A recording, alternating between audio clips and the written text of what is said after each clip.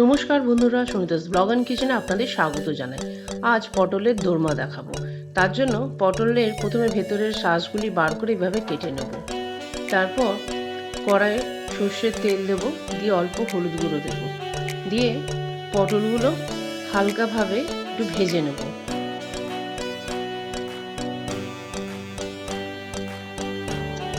এভাবে পটলগুলো উল্টে পাল্টে লাল করে ভেজে নিয়ে তুলে নেব।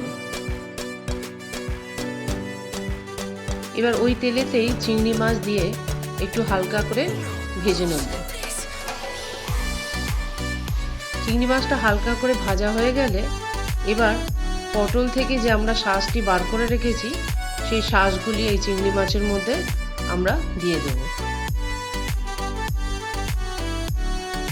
দিয়ে তার মধ্যে হলুদ গুঁড়ো, অল্প লঙ্কার গুঁড়ো,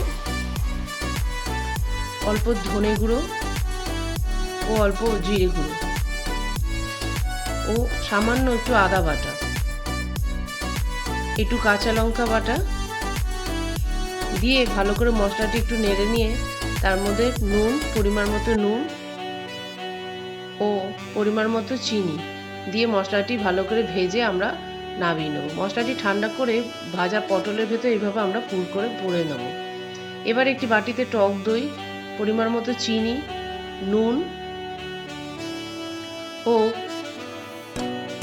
একটু কাঁচা লঙ্কা বাটা, অল্প হলুদ গুঁড়ো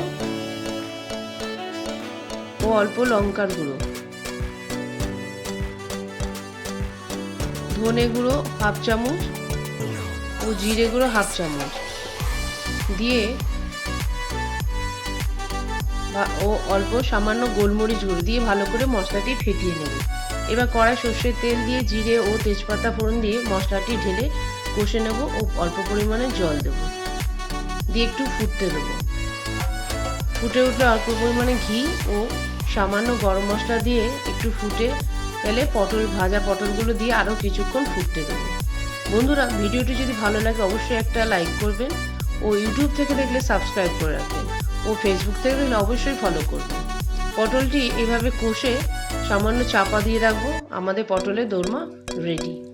এবারে পটলটি একটু উল্টে পাল্টে দিয়ে আমরা সার্ভ করে দেবো। ধন্যবাদ বন্ধুরা।